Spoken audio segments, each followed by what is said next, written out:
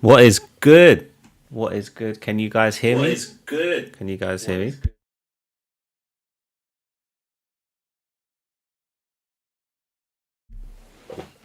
Welcome, welcome, welcome. Sorry, I've got a new system here, so I'm starting to get used to it. Get used to it. What's good, everyone? Welcome to the Everything Lowery Show. This is now like the third show, third week. Well, second week in a row, but the third show. I hope you guys are doing well tonight. Apologies. Normally I start at like. Sorry, just let me fix myself. Normally I start at like 7:30, but I've been having some technical issues that I've managed to iron out now, so hopefully the stream comes through smoothly. But yeah, I hope all of you guys have been doing well. So we're gonna get stuck. We're gonna get not stuck. We're gonna get right into it. So we're gonna be taking it to a story that came out earlier today, and we're gonna talk about this slave play in London.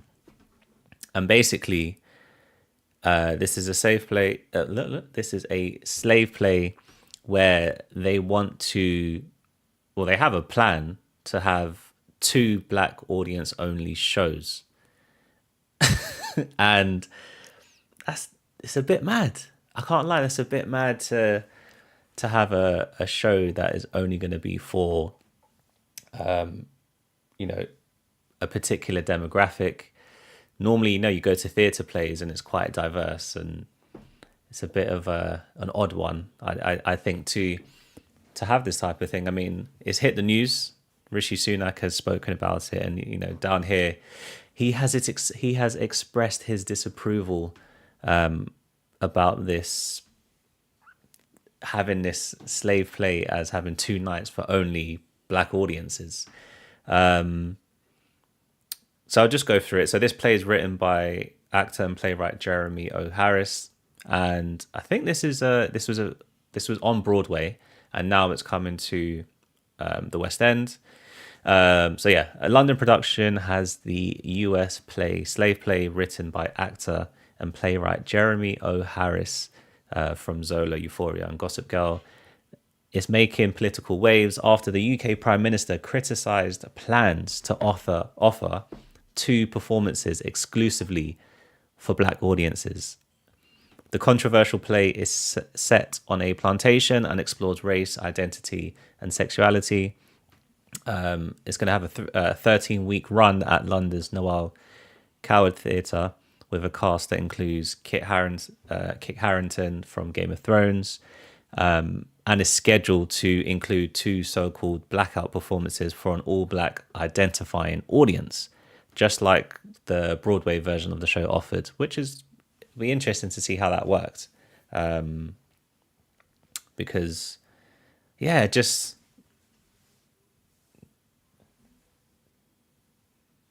what's good? Good evening. Good evening. Welcome to the stream. Yeah, as I was saying, it's just, I don't know. It's a bit strange to be having a black only night for a theatre show that's going to attract a whole array of people. So I thought I'd bring this to your guys' attention, just to show you that it's not always movie and TV shows. I am into my theatres, my theatre shows. But let me know in the chat, what do you guys think about this? Having two nights only for black audiences. And also, it's a slave play. Like, I'm done with this whole slave narrative in films and stuff, and just getting a bit boring for me now. And to have this now, it's kind of like, I'm not really, what's this now? Yeah, I'm not really what was it?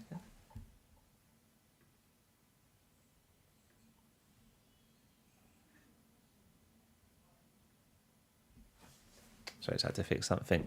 Yeah, so I'm not really, I don't see why it's fixated on this. But yeah, let me know in the comments what your thoughts are. And yeah, there's going to be more news on this once it starts running in the UK. All right, cool. So the next topic is the Michael Jackson biopic, and now we have confirmation of the Jackson 5. So this, I spoke about this on my last show, and we are getting a Michael Jackson biopic, which is coming out I think it's like the top end of next year. And Jafari Jackson's going to be playing Michael Jackson, and sorry, not Jafar Jackson is going to be playing the King of Pop, MJ.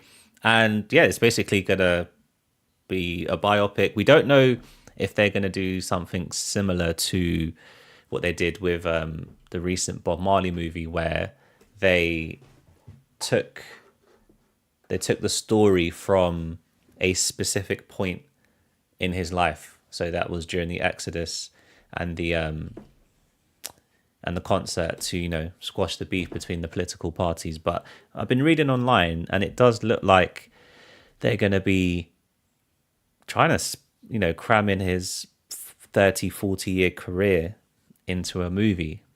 I said in my last stream that a Michael Jackson biopic should be a trilogy, because what he's done in his career is just incredible, and I feel that you can't cram that into a 2-hour film. So it's going to be directed by Antoine Fuqua, who is a great director, and like I said, it stars Jafar Jackson, but it will also have Nia Long, Coleman Domingo, so they're going to be playing Catherine and Joe Jackson, Miles Teller. But in this article, we now have the confirmation of the Jackson 5. So the four brothers, Jermaine, Marlon, Tito, and Jackie Jackson, they were famous members of the Jackson 5, even though Michael was, the one that everyone came to see, especially a young Michael, with his voice, that famous, I can't remember what song it was, but he wowed a lot of people at a young age during the 1970s.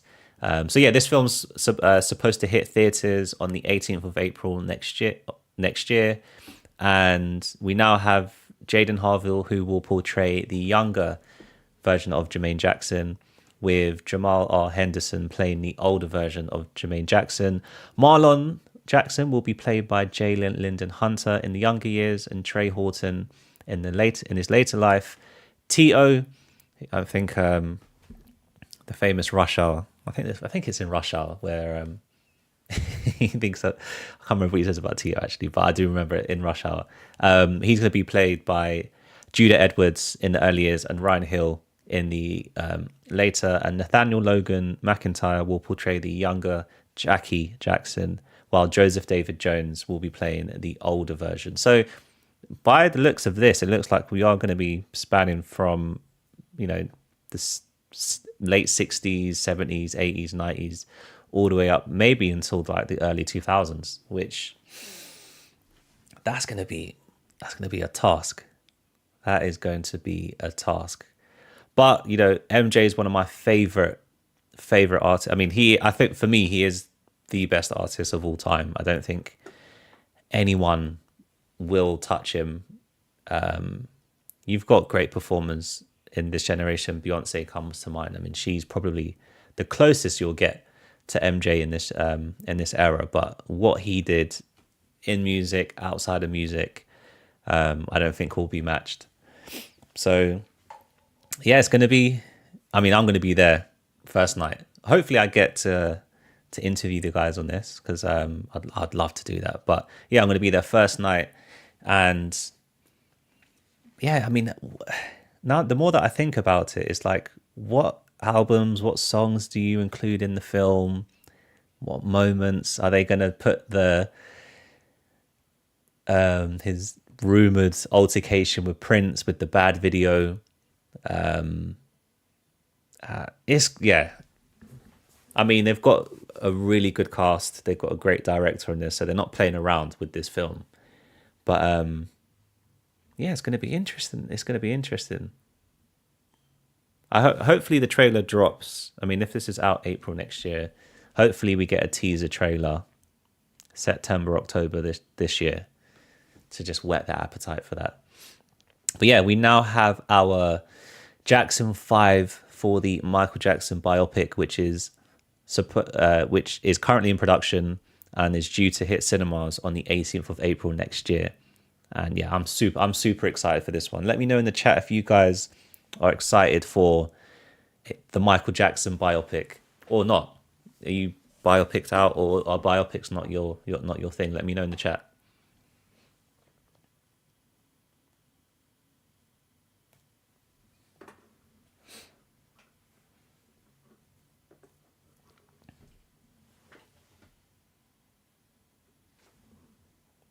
All right, cool. Next, we're taking it to Superman Legacy.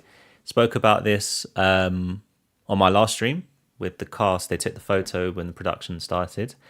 And now there is a title change. So it's no longer going to be called Superman Legacy. It's literally just going to be called Superman. They've dropped the legacy from it. And they also released the first look of the famous Superman logo on the suit. There were some leaked photos of the set and how it looks and how the main actor for the Superman film looks in the suit. I can't really put them on the stream because they'll they'll take it down for copyright. But yeah, interesting that they've taken. One second. Interesting that they've taken the motion to change the title, because Legacy kind of meant something, but now it's just Superman. So James Gunn posted this on Instagram. So he said, overjoyed to be announcing the start of principal photography on Superman today, February 29th, which just so happens to be Superman's birthday. When I finished the first draft of the script, I called the film Superman Legacy. By the time I locked in the final draft, it was clear the title was Superman. And this is coming out next year, July 2025. I had a long, not wrong, but like just what I felt about the previous Superman films. I thought the Zack Snyder ones, I thought they looked great, but story-wise, and for me, Superman as a character in general is a little bit boring because he's just an overpowered guy and can only be stopped by kryptonite. Fair enough, I'm not well versed in the comics, but there must be some other things that I know Superman fans will come at me in the comics. But from what I've seen so far in live action, it doesn't really push the needle for me. But yeah, David Corrin Sweat is going to be playing Clark Kent and Superman. And from the leaked photos that were on Twitter, or X if you want to call it that, he looks pretty good. He actually looks pretty good. Again, I can't put them on the stream, but they're out there. You guys can go and check that out.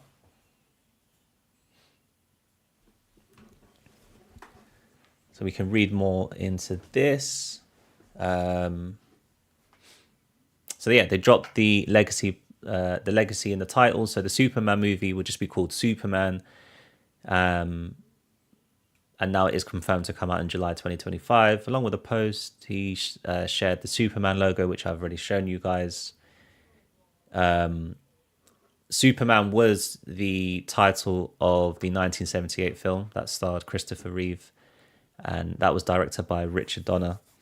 But I think universally it was known as Superman the movie. But I think when it was in cinema, it was just called Superman. So yeah, this again, I'm not super excited. I think my superhero fatigue in general is like, yeah, my superhero. I think I've got superhero fatigue. I love superhero films from a teenager, but now I've just been superhero to death, and it's just like. But James Gunn is behind this, and I loved what he did with the Marvel stuff with Guardians of the Galaxy. I liked what he did with the rebooted Suicide Squad. So this is going to be interesting. This is definitely going to be interesting. I reckon we'll get a trailer for this towards the end of this year, because I think DC, they're going to need a good 6 to 8 months. We probably might see something at Comic-Con later this year, but I think we need a good 6 to 8 months of hype to get to reel everyone back into the the superhero. I mean, we've got Deadpool, which did numbers on the trailers, but that's Deadpool. And I think how the DC universe ended, a lot of people have left that ship. So we'll see. But yeah, this was just a quick update on Superman Legacy as it gets a title change, and it's now called Superman. Who knows? Will they change the title going forward? We don't know. Cool. All right, we're going to move on to the next one, and this is June 2. I mean, the cinema box office hasn't been too great, but a film like June was always going to be pulling in big numbers. And the opening weekend, the global opening weekend, is looking at 150 to 175 million, which, if we put that into context, I had a list here of opening weekends. Where is it now? I had it on here. There we go. So Avengers Endgame opened with $357 million, and this is globally.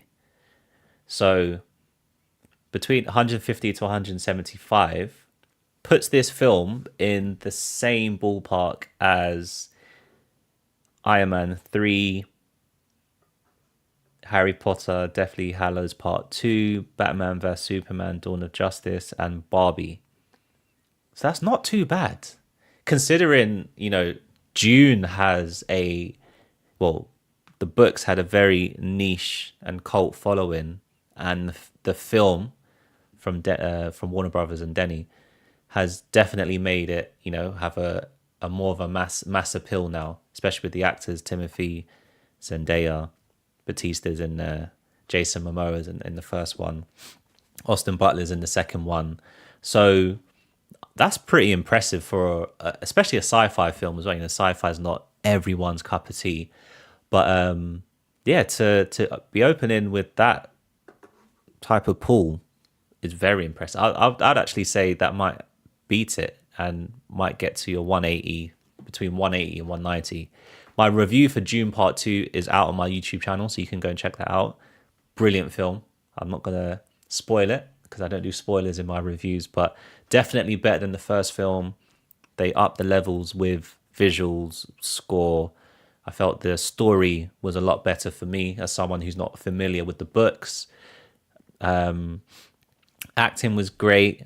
I think the pacing of the film, the villains will definitely better in this film for me as well. Austin Butler plays one of the villains in the film, and his scene remains one of my favorite moments in the film with the whole infrared. His introduction in the film is brilliant. So yeah, if you're into your sci-fi, it is a long film. It's about 2 hours and 45 minutes. It is a long film. I won't lie to you guys, but if you're into your sci-fi movies and you're looking for a massive blockbuster to watch over this weekend, but saying that, tickets look like they might all be gone. But if you're looking for a blockbuster for over the next couple of weeks, I highly recommend June Part 2. So we'll just read through this quickly. So June Part 2 is finally here. The movie theatre operators couldn't be happier. After enduring one of the worst early winters in years, theatres are banking on Legendary and Warner Bros. Temple to usher in a steady stream of event fare that was delayed by a year. I forgot actually to mention that this film was shot back to back with the first June, and that first June I think was made 2021, and they've been sitting on this film for almost 2.5 years. So I mean, I would have ruined everything if I was sitting on this type of film for that long. But yeah, it was the strikes last year pushed the film out to 2024, and there haven't been amazing movies released at the top end of this year that would garner this sort of attention. They've been good films that I've enjoyed, but to be a box office smash hit, I mean, look what happened with Madam Web. So, but yeah, in terms of June Part 2's potential this weekend, Warner Bros. Conservative 65 million domestic, so that's in North America. But tracking services have reached it at 74 million, while box office believes it could cross over the 80 million mark. Rotten Tomatoes, it holds 97%. I think it's one of the highest rated films on Rotten Tomatoes. And again, not everyone goes by Rotten Tomatoes scoring, but they ain't in line with that score. That is definitely a 97% film, or maybe even more in some people's view. So I won't bore you guys and read through everything else, but yeah, well done, man. Well done to Dune. I think Warner needed this as well. They lost Christopher Nolan to Universal. Oppenheimer. I think Oppenheimer made $1 billion in the end. And to lose someone like Christopher Nolan, his movie resume is incredible. But to get Denis Villeneuve with them for the first Dune, this second one going to be doing absolutely craziness in the box office. And he as promoting this film, he has said that he has started writing the third movie, which will be based on the second book called Dune Messiah. And I think he'll do this needs a trilogy with the way the second one ends. So I'm excited. I'm going to read the books now. A lot of people in my review were like, you need to read the books because you're saying stuff, but when you read it, you'll understand why they did certain things in this movie. So yeah, if you haven't booked your tickets, guys, definitely book your tickets for Dune Part 2, which is out now, actually, today in cinemas. Let me just go and check chat. Let me check chat for a quick second. Let me check it.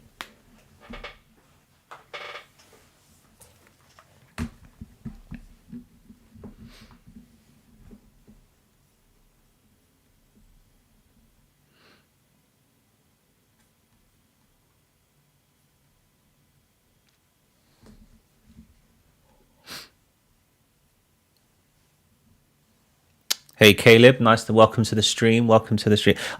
I haven't got my chat on my screen yet. I don't know where it's gone, so I'm actually looking at it on a on my other laptop. So, pardon me for doing this. Excuse me for doing this, but I sometimes wonder how much of a bigger box office Dune Part 2 would have gotten if it was released during the day. Warner Brothers doing that completely derailed them. Yeah, that's a very, very valid point. I was extremely confused with that whole releasing at the same. I mean, I know COVID was at its heights and they were just trying to get money in from everywhere, but I've always felt that with Tenet they should have paused the release on that, even though I was super excited to watch a new Christopher Nolan film. I just felt it wasn't time. And I think, they had a 45-day window. So June was released in cinemas, and then 45 days later was on their HBO streaming service, which, at the time, there's a lot of people that like to watch movies at home. But June, you need to watch on the big screen. That needs to be enjoyed on the big screen. And yeah, I agree. They were 40 million shy. Okay, so that's not... So they would... and again, Oppenheimer's another film that... Again, I'm a big Christopher Nolan fan. I like sci-fi, I like history, I like science. I mean, for Oppenheimer to reach nearly 1 billion is incredible. Will Dune Part 2 get close to that? I think it could. I definitely see it crossing 700 million. Definitely, I think so. And it's got a clear window. I mean, what's coming out in the next couple of weeks, box office wise? So June's out today. Ghostbusters is out. Then you got Godzilla.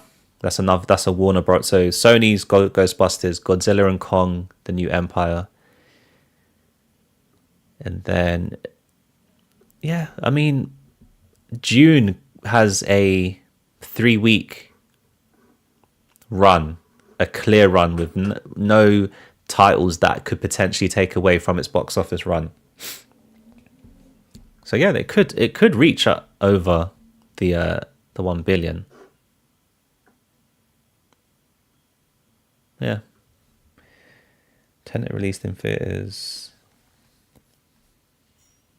Yeah, I missed getting tickets for that. I think they released it back in film as well, didn't they? In a 70mm film. Oppenheimer I watched twice in film. That was my favorite movie from last year.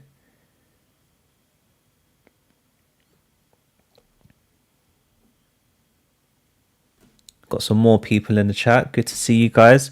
If you haven't done already, just like this stream. It helps. It helps big time. It helps promote the channel, the stream, and everything. And a subscribe to the channel would be much appreciated as well. If you haven't already, I do movie reviews, TV show reviews. I've got some more content coming, interviews, and now my new live stream show. So definitely hit that subscribe button if you're into movie, TV talk. This is just a chill session. So let's just get back to. I was looking at my calendar here. So let's just get back to the main screen.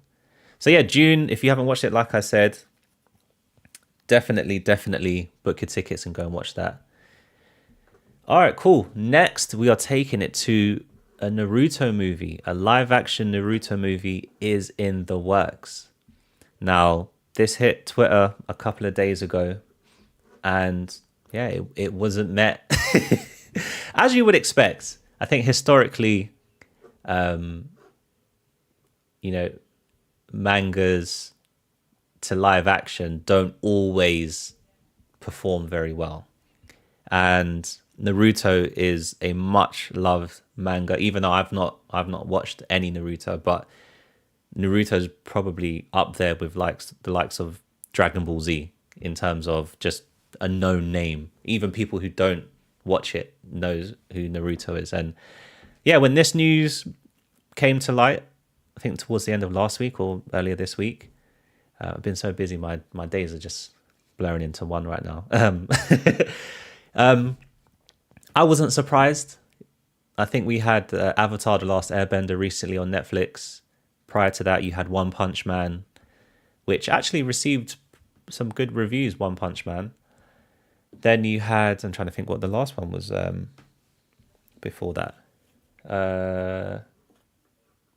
I mean, that horrible Dragon Ball Z film was... I remember going to the cinema to watch that. I was so disappointed. Like, how could you do that to Dragon Ball Z? But let's see, wait, live action mangas. Yeah, Netflix had been given a big push. For some live action.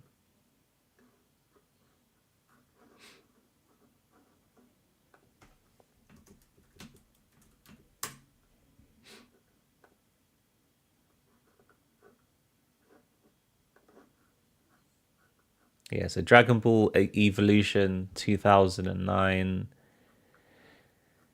Then you had Cowboy Bebop, which that wasn't received well. That was on Netflix. The Death Note, was it a film? Was that a film or series? I can't remember, but Netflix's Death Note was not good.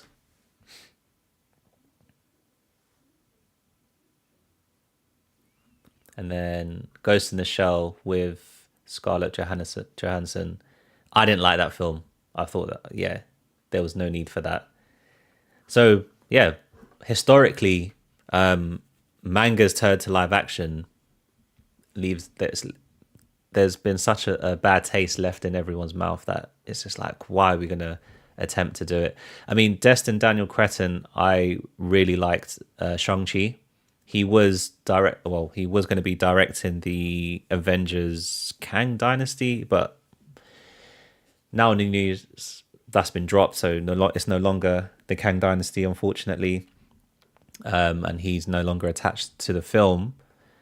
But it makes sense for someone of his caliber to direct a Naruto movie because of what he did with Shang-Chi. So in my head, even though I've not watched Naruto, does make sense. So we'll just have a little read of the what the Hollywood Reporter had to say. Sorry, I've got his name mixed up. It's Destin Daniel Cretton. Apologies. Destin Daniel Cretton, who co-wrote and directed the Marvel Studios movie Shang-Chi and the Legend of Ten Rings, has been tapped to pen and helm a live-action adaptation of the title for Lionsgate. Okay, so Lionsgate owns this. So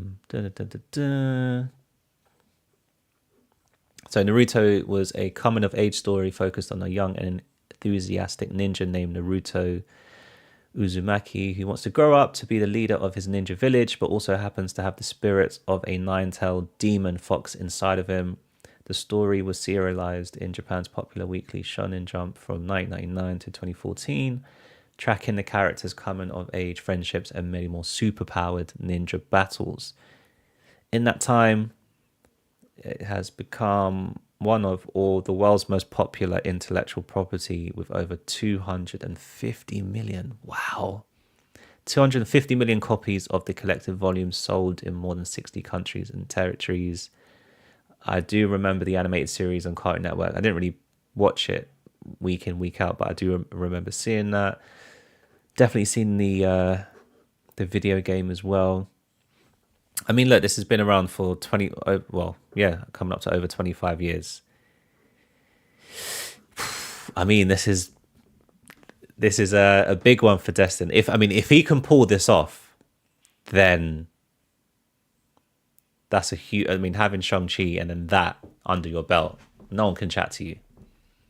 And also, that will, put everyone back in a good faith that they're gonna be having more manga live actions that are done authentically and not just westernized.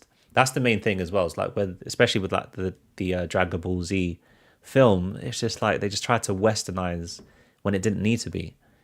And also the thing with like mangas, it can easily be transformed into an animation because you can do a lot more creative things with animation, whereas with live action, it's very difficult to pull off the same things that you could do in an animation or an anime. Sorry. Because, our brains will just interpret things differently. You want things to be a bit more grounded when you watch a live action. You're watching real humans, even though there's CGI and stuff. But with animations in general, they can get a bit of wild and wacky, and your brain will excuse that. So, it's going to be interesting. I mean, I'm definitely going to watch this. I don't know if I'm going to be able to watch all of the episodes. I mean, how many episodes does Naruto have, actually? Let's see.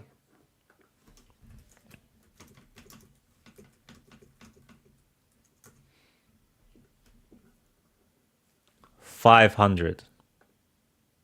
Oh, wait.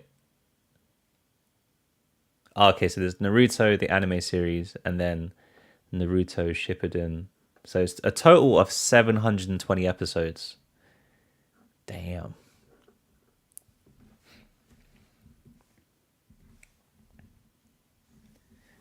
I'm personally wondering who they cast as the lead role. It's a Japanese anime, but the main character is portrayed as a light-skinned blonde. Yeah, the casting for this is definitely going to be key.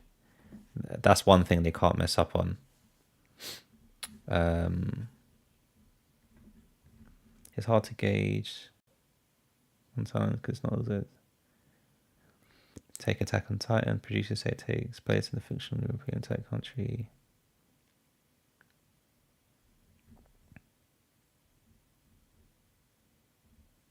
Yeah, it's definitely difficult to, especially trying to be, as authentic as you can. Again, with like I keep mentioning the Dragon Ball Z, it was almost offensive, the characters that they that they put in there, because they didn't act or looked anything like what we had seen in the anime. So I agree with your points there.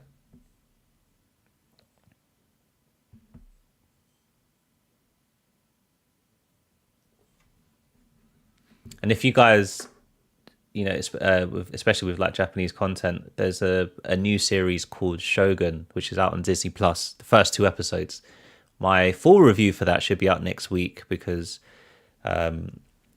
Disney just sent me the whole season, but the first two episodes, out of this world, and it so far it feels so authentic. Like they've not tried to cut corners on anything. Like the language, all of the cast, how it looks, how it feels is, and Shogun's based on the book as well, and it just feels incredibly authentic. So they need to do the same thing with Naruto. Again, I'm not too well versed in Naruto, so I can't, describe the characters as such. But yeah, they need to get this right. It'd be interesting to see when this comes. I reckon this will be a 2026. I don't think this will be out next year. So yeah. And last for today's show, we're going to be talking about Tron Ares. Now, this has been a long time coming because the last Tron film was back in 2010. Yeah, Tron Legacy. We had the first Tron in 1982, and then Tron Legacy, and now this is Tron Ares. And I've been waiting for a new Tron film for a long time. I did enjoy. I mean, I was much younger than I am now, and I did enjoy Tron Legacy. The first Tron I have watched, but I'll be honest with you guys, I've not watched it in recent years, so nothing really jumps to mind. But I loved in Tron Legacy the whole 3D universe that they did, and the CGI was pretty cool as well at that time. For that time, I thought the CGI was cool, and so we have Tron Ares, which is currently in production and is slated to release next year. I reckon this is going to be probably a Christmas, because the last Tron was a Christmas release, and Disney like their Christmas releases, and Tron is a massive title. I watched the first episode of Shogun. Yes, it's extremely intense. Wait until you get to the second. I was watching it on my iPad because I was just coming back from Belgium, and I completely forgot everything, all of my surroundings, because I was just hooked. But I didn't do it justice. I need to watch it on my larger TV, because watching it on an iPad just didn't feel the same. But it's so far an absolute brilliant show. But yeah, back to Tron. So we get the first look at Tron. So Tron Ares is going to follow a highly sophisticated program, Ares, who's sent from the digital world into the real world on a dangerous mission, marking humans' first encounter with AI beings. Okay, so they're reversing, because the second film was them going into, I think, Tron. I think that's what the video game, and they were trying to get someone out that was stuck in there. But now they're reversing it. The film's going to star Jared Leto, Greta Lee, Evan Peters, Hassan Minhaj, Jodie Turner-Smith, Aruto Castro, Cameron Monaghan, and Gillian Anderson. Damn, that's a good cast there. Will it zoom in? Can you guys get a good look at that?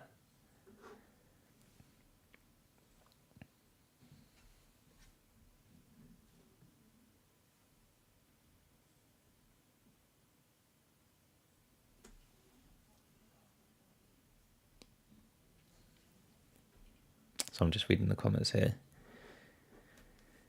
Are there any Tron fans in the chat? Are you, any massive Tron fans?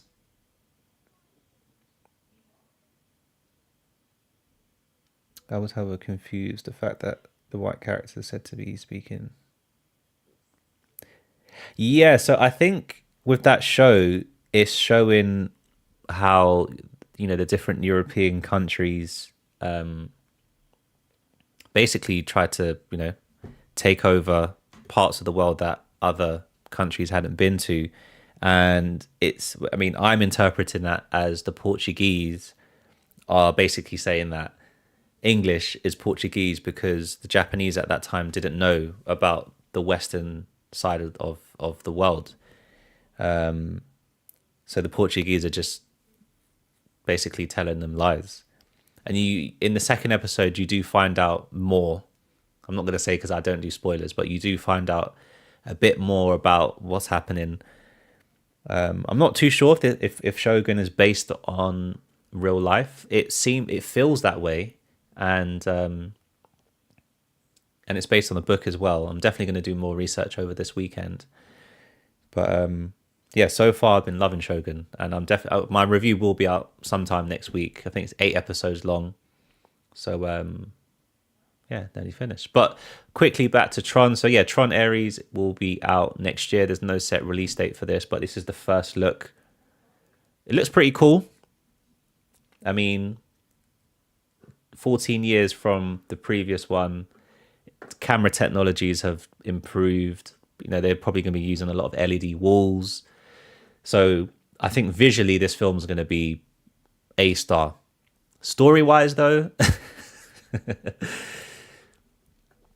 I don't know. I'm a big fan of Evan Peters, Jodie Turner-Smith, Gillian Anderson. You know, they've got some really good names here. But Jared Leto, you know, he starred in some really good films, but Morbius, that wasn't really. I didn't really enjoy Morbius. House of Gucci is another one. What else did he do? Blade Runner 2049 was great. That was a good film. Suicide Squad. I didn't mind his portrayal of the Joker. I know a lot of people didn't like that. I didn't mind it. It suited that version of the Suicide Squad and what they were trying to do at the time. But Haunted Mansion, I haven't watched that, but I heard that wasn't too great. So yeah, he's, you know, he starred in a bit hit and miss. So hopefully he can use this as a catapult after Morbius to catapult him in the right direction, because yeah, that Sony Spider-Verse is not doing too great, is it? But yeah, that is about it for this show. It's a short one. I know I normally do a bit longer, but I had some technical difficulties that in the end the stream seemed to be okay. I'm going to be on a bit earlier next week because I'm going out on a Friday, which is a rare occasion. So I will probably be on around 6:37. So if you're into, I'm a little worried. Tron and Tron Legacy were both great. Tron CGI doesn't hold up well, but the story's still great. Yeah, I've not watched that first Tron film in ages. And obviously leading up to this film, I'll definitely be checking that out. I'm a little wary that they haven't addressed it if it's a sequel to Legacy. I think it's a sequel to Legacy. I was reading somewhere. Yeah, here it is, yeah. So it is a sequel to Tron Legacy.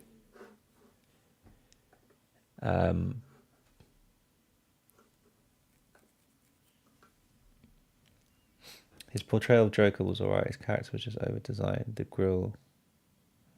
Yeah, the grill. They tried to make him a hip-hop Joker. And yeah, it kind of took... that element did take away from the Joker. I know everyone loves the Dark Knight Joker, but you know, in the animation and the comics, there are many different versions of Joker, and yeah, I agree with those points.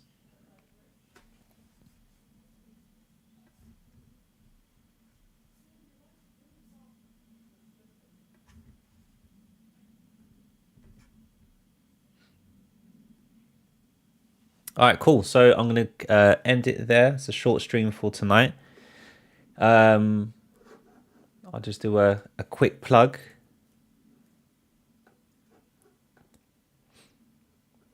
Can view my channel. So if you haven't already, subscribe to the channel. It helps. And also like the stream. But yeah, I've got my June 2 review out. The first 3 episodes of Avatar: The Last Airbender. Bob Marley, if you haven't watched that movie. Sean Durkin, he was the director of The Iron Claw, Halo Season 2, the first 4 episodes. I mean, Halo fans got at me with that, boy. That was a tough one. And Iwaju, which I released 2 days ago, My interview is also out with some of the creative cast. Sorry, not cast. Some of the creators of Iwaju. Iwaju is Disney's latest animation.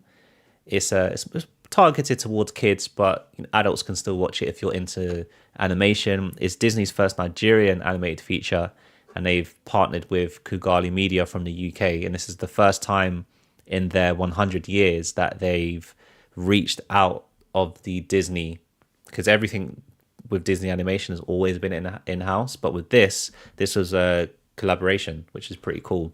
And I enjoyed this. Hope to see more from this universe. But just giving you a little taste of what you can expect on my channel, and more live shows. How many live shows is this now? Yeah, the third one. Cool. All right, guys. Well, let's see if they're going to take from hip hop culture.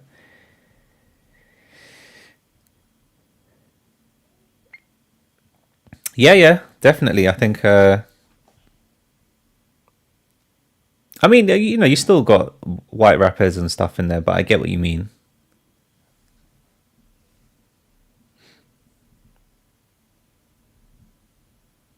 Yeah, could be the commentary on appropriation as well, but I'm not sure that Suicide Squad. I don't think they were thinking in that realm, especially the way that film ended up as well. So that wasn't too great. But guys, I appreciate you joining the stream for almost an hour, giving me your Friday nights. So yeah, until next time, guys. Take care. Have a good weekend, and I'll see you next week. Peace.